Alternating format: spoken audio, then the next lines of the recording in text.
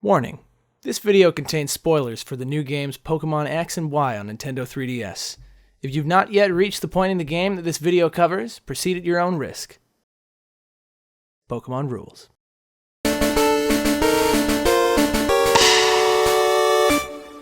Hey everyone, and welcome to the Pokémon X and Y vlogs. I'm Kelly. And I'm Sickly Alex. Sickly Alex. Sickly Alex with the T, but here nonetheless. I'm somewhat sickly, Kells. But anyway, it's time to start the post game of Pokémon X and Y. So there's a bit to cover. There's a fair amount to cover.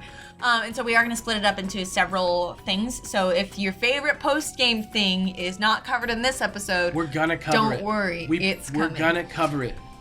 So many people have asked about that certain thing, but again, this is supposed to still be a spoiler-free vlog, and I know the games have been out for so long, but like, we still have people every day that are like, I haven't seen your vlogs yet because I haven't played the game yet, so like, I think I'm happy with the fact that we're still doing it spoiler-free. Yeah. So, anyway, so you wake up in your house the next day after your Champions Parade, and your mom is like, oh, you did so good, I was watching you on the TV, and you're like, thanks for coming, Mom. But she tells you that Professor Sycamore wants to speak to you in Lumiouse train station. So you're like, all right, let's do it. You walk outside. Yeah, and finally, Shauna, the dumb, loving, like, your best loyal friend in the sidekick, world, like the coolest one in the shows game. up, and she makes it all worthwhile by giving you the baby version of the starter that she picked. And it's great because they're natured properly, and they're all nicknamed like she would nickname them. You had Chespin, so you got a Froakie. What was it? Do you remember its nickname? It's like Bubbles or something like that. I can't remember what its nickname was. I chose Froakie, and so she gave me a Fennekin. It was named Kinnykins. Kinnykins. It's so crazy. Yeah. But the Fennekin is modest, the Froakie is jolly, and the Chespin is adamant. So pretty solid all around. So that's good times. It's cool, and it like seems like she bred it herself. Which like is so it makes cute. it feel like you trade it with a friend. Yeah. So that's really cool. It's like the game telling you, like, you know how you have a bunch of friends who are playing Pokemon? They had the other starters, so get their starters from them now. Right. Even though like Caleb and Serena doesn't give you their starter, but whatever. They also hate you. Whatever. So basically after that, it's time to go back to Lumio City. So just, like fly there. You can do a couple of things there, but we're gonna go over those next time because we're gonna kind of do this in a linear way. So just go ahead and go to the train station. When you get there, our favorite characters, the superhero team, Cena and Dexio, are there. And they upgrade your Pokedex to TheNationalDex. They upgrade your Pokedex to youtube.com/TheNationalDex. That's us. We're actually in the game. I can't believe that they actually put us into the game. Close. Anyway, though, that's the name of our channel. They give you the TheNationalDex. So that's the first step in like going and doing the thing that Pokemon is known for, which is catching them all. And this is the first game. This is the first game since I think Gen. For like 10 years or some crazy amount of time that they've actually had the slogan, gotta catch 'em all again. Oh yes, that's right. Yeah, that is right. And if you do catch 'em all, you actually get the shiny charm again this time around, which makes it easier to get shiny Pokemon. By like a third, I think. Yeah, so it's pretty worth it. Definitely worth it. So anyway, basically now, I dropped something on the floor. Hold on, give me a second. Anyway. So you go further into the train station and Professor Sycamore's there and he's like, hey, here's your pass for the train. You can go on the train. What a cool thing. What a convenient way to go to other regions. What a fun way to get around to other regions. And you're like, what, Professor Sycamore?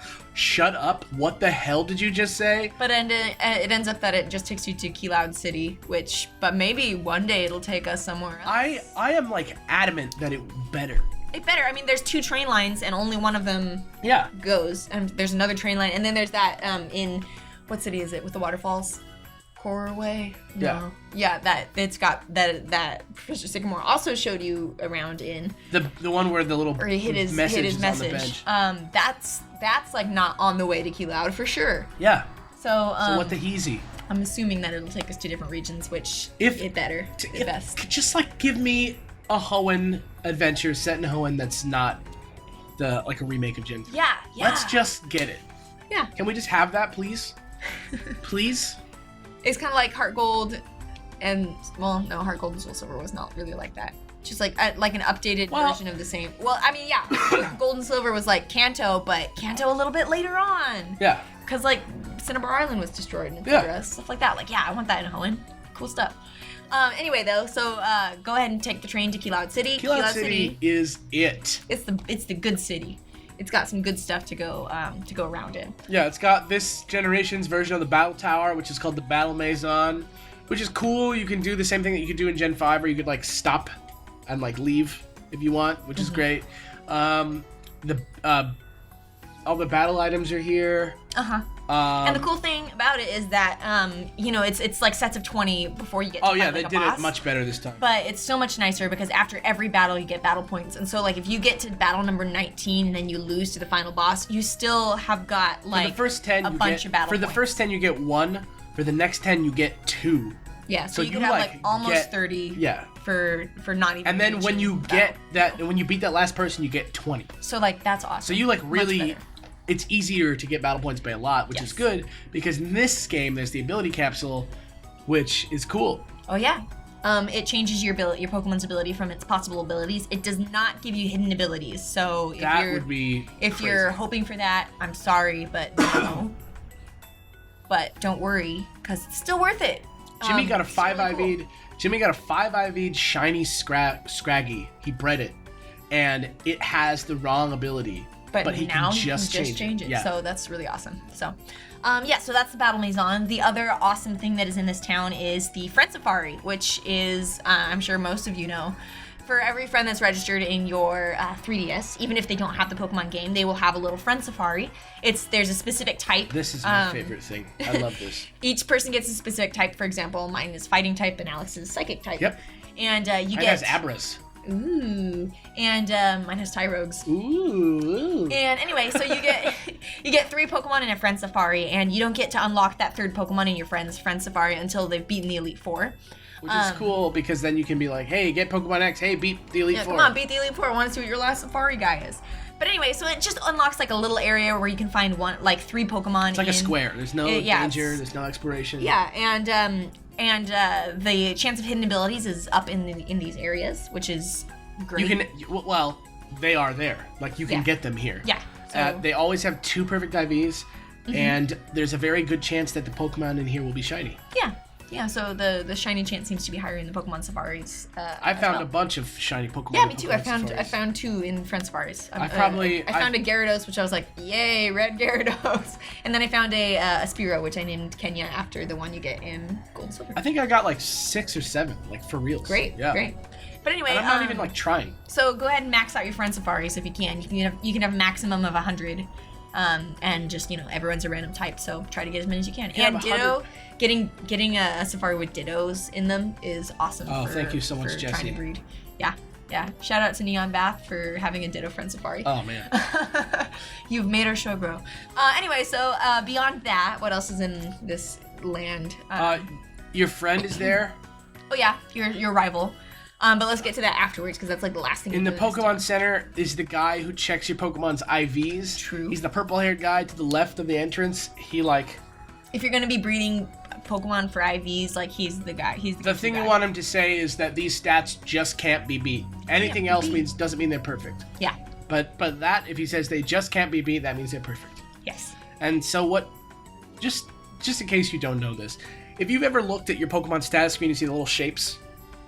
Each of them is corresponding to the stats in order, and you just, for each perfect one, just do. And you can just tap them with the stylus. That's how you mark them. Yeah. Or that's like the accepted way of marking. I blew Jimmy's mind like 3 days ago when he watched me mark it for IVs. From the summary screen? Instead of going to the PC, that's what I was always doing, and then I was like, yeah, I learned that too very recently, and much too late. Much later than I should have learned it. Yeah, and then at the top of the town is your rival. Kalen/Serena. And they've got a team made up of the final evolution of the starter that they chose, a Meowstic, an Absol, which goes Mega, and an Evolution, depending on what starter they picked. Yeah, and it's good because they also kind of give you closure on their, sad story when you meet them here. Yeah, because, I have a Megastone now. It's not about winning or losing. It's about how you grow with your Pokemon. We've been making fun of them this whole time for, just ruining them every time we run into them. And like they've finally come. They finally like that's nice. figured out where they fit into the grand scheme of things, and it's good that that's a thing. And you can battle them once a day, so it's like a good little bit of experience that you can get every day. Yeah. I mean, unless you go to WoW, which. WoW is like the way to do it. We'll talk be covering about that later because that's some good stuff. Yeah. So now you can go ahead and after you beat them for the first time, they say, oh, by the way, Professor Sycamore wanted to talk to you. He's in Anastar City. What could he want? But that's where we're actually going to pick up for our next vlog. So until then, question time. Question time. Got some fun ones. Question time. Question time. Okay. So the first question this week comes from Anima Mandala, who says, Alex and Kelly. You spelled my name right. Thank you. That was for you. I'm like putting it to you. Here, you can touch the. All right. Yeah. Alex and Kelly. We've seen that dead Pokemon can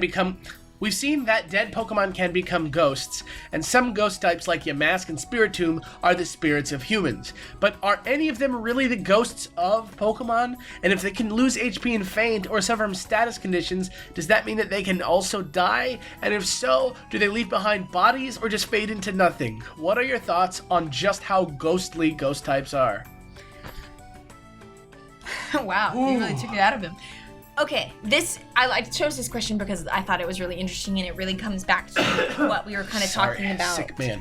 In the Darkrai episode with like what are Pokemon? They can exist on an astral plane. They are like definitely not animals. They don't exist on the same plane of being that humans exist on, really. Yeah. Like we have no idea what the concept of being a Pokemon is, because let's go back to Pokemon Tower. How about that? So we do know that Pokemon can age and die. So that's true. We see Marowak in the form of a ghost, which goes from a ghost to a battleable Pokemon, but is not able to be caught. It's a Marowak, though. So that I would say would be a deceased Pokemon that is actually a ghost. That was a real ghost, I think. That was a real ghost. Humans, maybe Pokemon are. There is a lot of evidence, like with Yamask and Spiritomb, that human souls can transform into Pokemon when they die. Right. But here's what I want to say about this. If we go back to the Jirachi creation myth segment, what we talk about is that Jirachi is like a perfect folktale, right? And it's very unlikely that like that would occur naturally. Right. And so the theory that we put forward in that creation myth is that maybe Pokemon are their development is somehow tied to our like cultural consciousness, and that like ideas that we have for like myths and legends can like influence the way that Pokemon grow, right? Yeah. And so in this case, as far as ghost type are concerned, I feel like what the deal is that they like are latching on to the idea that a lot of people, I mean, this is true of our world too, that a lot of people just believe in ghosts. And like, I think that ghost type Pokemon aren't dead. Yes, I believe that I think that they are living creatures that look like the embodiment of a ghost. They look like different ghost stories. So they're not ghosts. They're just ghost type. Yeah. They're like the equivalent of us dressing up as like a ghost for Halloween. Right. Like they are the physical like creature that is like, oh yeah, there are ghosts. Right. But yeah, I agree with you. I don't think that they are departed, dead Pokemon that are ghost types. I think that they are alive, and that ghost type Pokemon can also die. And I'm not even sure that Yamask and Spiritomb are actually the spirits of humans, so much as they are magic or whatever, and they can, like this Pokemon takes the form of a dead person. That's a real dead person, Yamask, because there's probably some myth about like. So you think that the Pokedex entry maybe is a little bit fiction? A lot of the times they are. I think, and I think that's not out of the question. But also, like, how could you know? Like, that's my scientific theory to explain like this magical thing. Sure. In the Pokemon world. Cool. So I don't know. Like, maybe that's what the people in the Pokemon world believe. Well, I hope that answered the question. Also, yeah. Good question though. Yeah. The next question comes from Jacob Colvin, and he says, if you look at each legendary Pokemon, they all control a different aspect of the Pokemon world. So out of all the legendary Pokemon and their powers, which legendary Pokemon would you be, or what legendary Pokemon would you add to control a new aspect of the Pokemon world? I would definitely be Arceus. Because I would want to know the answers. Oh, that's a good. I don't think that I would even like. Well, maybe I would like make Pokemon all the time, but I would do it to balance the metagame. But I think I would be Arceus just so that I could know the answers, because that is definitely the most like interesting thing to me, is like the whole creation mythology, like what Pokemon are, the nature of Pokemon, and Arceus seems like the guy who would know the answer. As far as legendary Pokemon go, I do think a lot of them control aspects of the Pokemon world. A lot of them don't, because I was thinking about like Latios and Latias, and like that's the one I would want to be, would be Latias, because like you love Latios. I love Latias. She's so cute. And like she just can like fly at beautiful speeds around the world, and I would just be like, yeah, I'll do that. That's a power. Yeah, but like that, it doesn't like control an aspect of the Pokemon world unless they like control the winds, but I don't think they've ever mentioned that as being the case. But anyway, that's the one I would want to be. But like, what else is there as like far as controlling the Pokemon world? Is there like day and night, controlling passage of day and night? I mean, I guess there's the time Dialga, but there's Dialga and Palkia, but time like space, and there's what about like Cresselia? I mean, she's like dream, but she's like dreams, like the dream world. What do the Lake Trio do? Willpower. Shoot, I knew this. Yeah, they're like the Green Lanterns. Yeah, they're like human emotions and willpower. Yeah. And I can't remember exactly what they are. Ho-Oh and Lugia are like the masters of trios.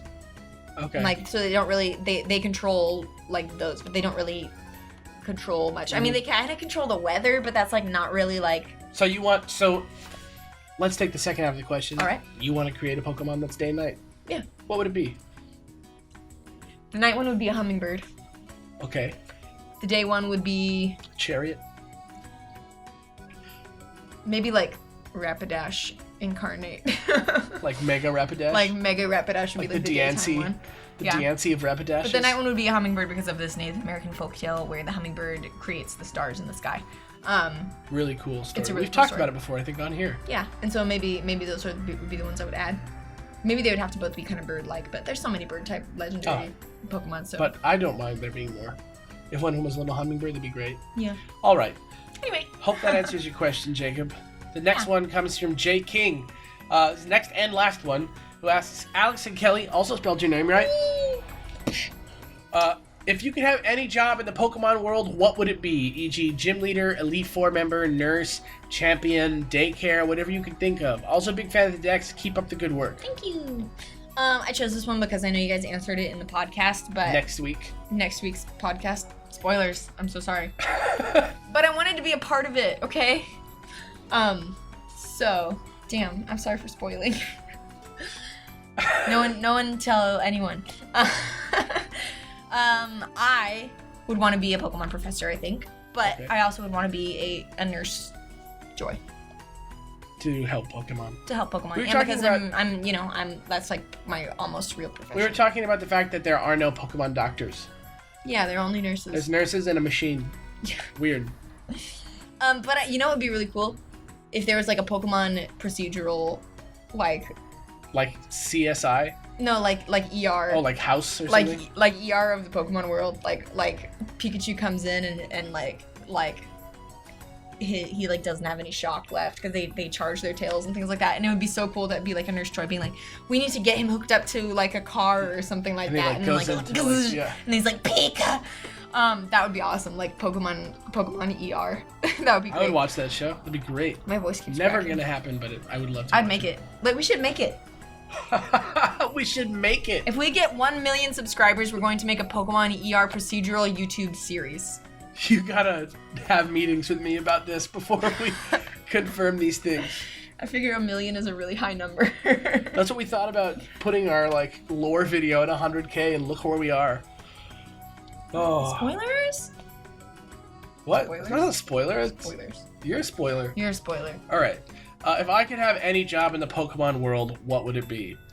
Well, at the risk of spoiling next week's episode, I'm gonna say something different than what I said next week, and that would be hiker. No, I don't want to be a hiker for my job.